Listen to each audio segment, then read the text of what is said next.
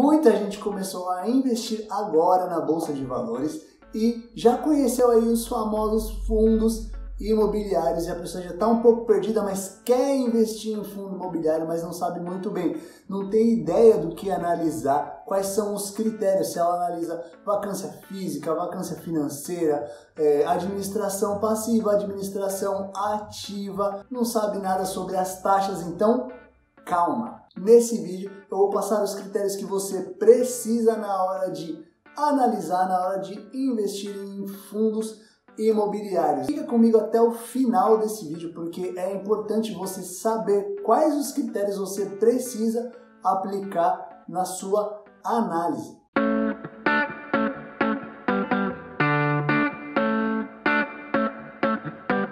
Fala galera, tudo certo com vocês? Meu nome é Guilherme Otton e nesse vídeo eu vou te passar os critérios que eu utilizo na hora de analisar um fundo imobiliário, os critérios que você também pode utilizar na hora de investir em fundos imobiliários. E fica comigo até o final desse vídeo, que eu deixei os melhores critérios pro final. Mas antes da gente ir lá para os critérios, te explicar como você pode analisar o seu fundo imobiliário, não esquece de deixar aquele like.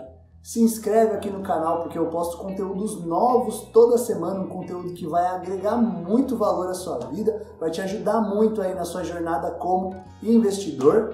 Compartilha com aquela pessoa que quer começar a investir em fundos imobiliários, mas está um pouco perdida, não sabe muito bem como funciona, não sabe como analisar um fundo imobiliário, porque eu tenho certeza que vai ajudar ela demais. Fundos imobiliários, eles são divididos aí, eles têm diversos setores. Setores como galpões logísticos, shopping, laje corporativa, hotéis, hospitais. E o site que eu vou utilizar aqui para a gente fazer a nossa análise, os nossos critérios, é o site chamado Funds Explorer. É um site que traz bastante informações referente a esses fundos imobiliários. Ele já traz bastante informação enxugada, bastante informação pronta que vai auxiliar a gente aí na nossa análise. Nesse site do Fundos Explorer, que eu vou também deixar o link aqui na descrição para facilitar a sua vida. Você clicando aqui no link da descrição, você já vai cair lá no site, certo? Na página inicial, na parte superior, você indo lá na parte de ferramentas,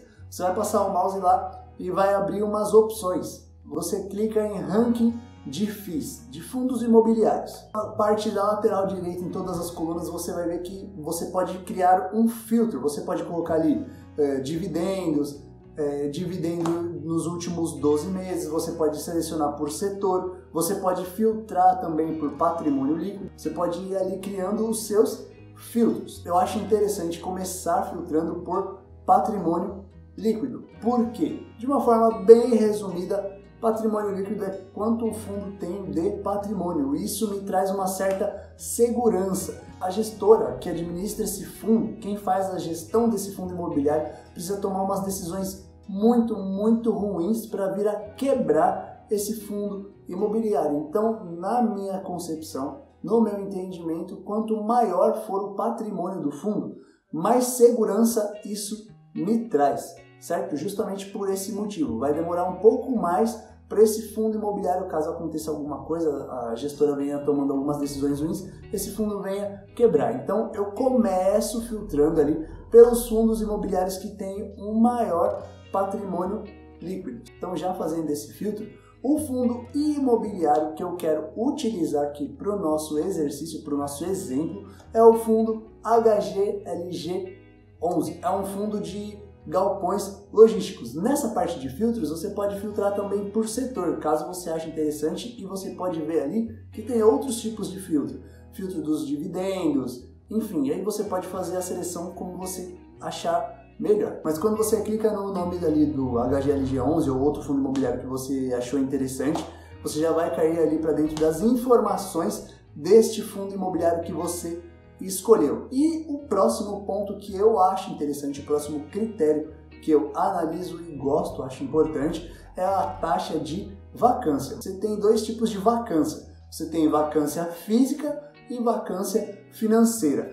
Vamos supor que eu sou um fundo imobiliário, sou dono de um prédio comercial, de uma laje corporativa. Eu tenho um prédio de 10 andares, certo? Então, para cada andar eu aluguei para uma empresa diferente. Então são 10 empresas que estão utilizando ali o meu prédio. No caso de vacância física, vamos supor que 3 dessas empresas resolvam sair do meu prédio. Elas não querem mais utilizar os serviços ali do meu imóvel, então elas vão sair. Eu tenho um prédio com 10 andares, certo? Alugado para 10 empresas diferentes, porém 3 empresas saíram. Então eu tenho uma taxa de vacância física de 30%. Por quê? 30% do meu imóvel não está sendo utilizado. Ou seja, eu aluguei ali um prédio de 10 andares, só tem 7 empresas utilizando o meu prédio e tem 3 andares vagos.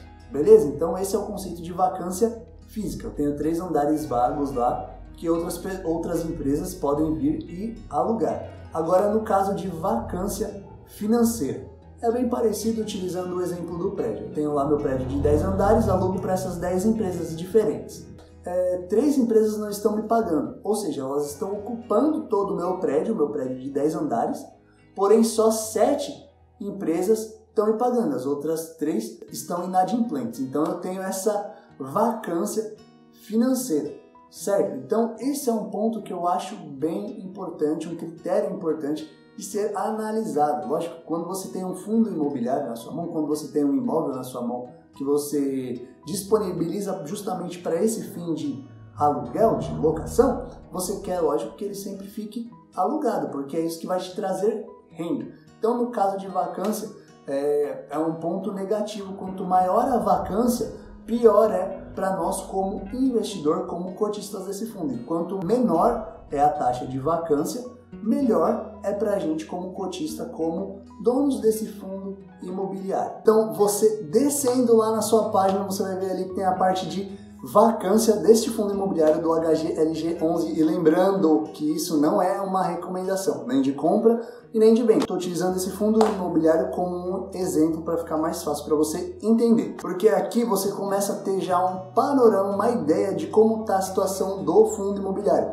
Você já vê ali ocupação física, ocupação financeira, vacância física e vacância financeira. Você já consegue ter um termômetro se o fundo está sendo todo alugado, se tem 100% de ocupação ou se tem uma taxa de vacância ou física ou financeira. Então a gente vê aqui que no mês de março de 2021, o fundo imobiliário HGLG11, esse que eu estou utilizando como exemplo, ele tem uma vacância financeira de mais ou menos 6,5%. Isso significa que a gente tem mais ou menos ali 93% de ocupação financeira. Isso é muito bom, porque está com um nível de ocupação, ou seja, todo mundo que está utilizando o nosso galpão logístico está pagando ali os devidos aluguéis. E a nossa vacância física está girando em torno ali de mais ou menos de 15%, ou seja, a gente tem 84% do nosso imóvel ocupado e mais ou menos 15% que está ali disponível para alocação. Então você precisa tomar cuidado. Quanto maior essa taxa de vacância, tanto física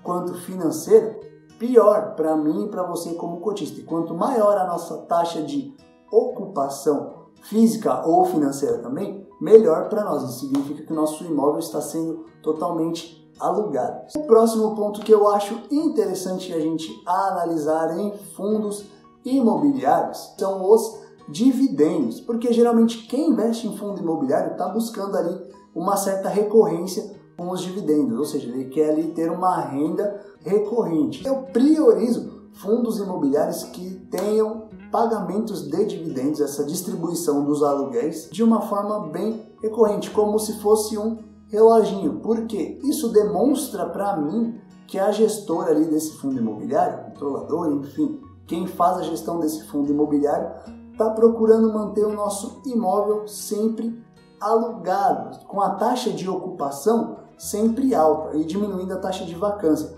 Se não tiver ninguém utilizando o nosso imóvel, a gente não tem dinheiro para receber. Eu considero isso importante porque isso mostra para mim que esse imóvel está sempre alugado e quem está lá, o locatário, ele está pagando certinho, está honrando ali a sua dívida com este fundo imobiliário. Isso impacta direto no nosso bolso, porque a gente está recebendo ali de forma bem recorrente. Então eu priorizo esses fundos que pagam os dividendos, que distribuem dividendos como se fossem reloginho. Além de me dar essa recorrência, me dá uma previsibilidade ali na minha renda, isso mostra para mim que a gestora desse fundo imobiliário vem fazendo ali um bom trabalho. E como eu falei aqui para você, eu deixei o melhor para o final. Então, se você chegou até aqui, deixa aí nos comentários qual tipo de critério você utiliza na hora de analisar o seu fundo imobiliário para você poder fazer o seu investimento. E o critério que eu deixei para o final é esse. Eu priorizo fundos que são multi-inquilino, multi-ativos, multi-localização. O primeiro, que é multi-inquilino, ele precisa ter vários inquilinos alugando o nosso imóvel. No nosso exemplo do prédio de 10 andares.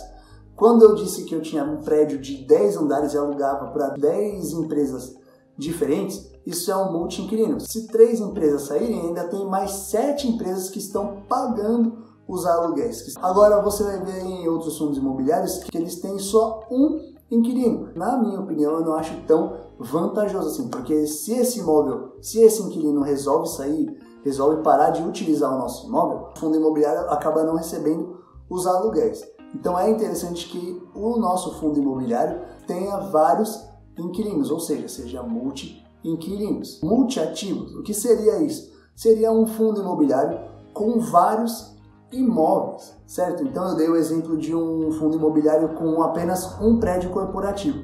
Porém, se eu fosse um fundo imobiliário com, por exemplo, 5 prédios corporativos de 10 andares, eu alugaria aí para 50 empresas diferentes, certo? Então, se acontecesse algum problema com um dos meus imóveis, eu ainda teria mais 4 imóveis me gerando renda. Então, multi-ativos também é extremamente importante para o seu fundo imobiliário. E seria muito mais interessante, indo para um novo nível de segurança, se esse fundo imobiliário tivesse vários inquilinos, se esse fundo imobiliário tivesse diversos imóveis, por exemplo, esses 5 imóveis, e melhor ainda se esses imóveis fossem em diferentes localizações, por exemplo, não ficasse tudo no estado de São Paulo. Seria interessante se ele ficasse, sei lá, em 5 estados diferentes ou em localizações bem distintas. Porque se um dia acontecer algo nesse imóvel, acontecer algum problema com o estado de São Paulo, você ainda teria outras localidades e outros prédios te gerando renda. É interessante que seu fundo imobiliário seja multi-inquilino, várias empresas, várias instituições utilizando os imóveis desse fundo imobiliário, que esse fundo imobiliário tenha diversos imóveis e que esses imóveis fiquem em diferentes estados. Se você descer a sua página, você vai ver que tem uma seção ali chamada Ativos e o nome do fundo imobiliário. Aqui no caso, Ativos do HGLG11.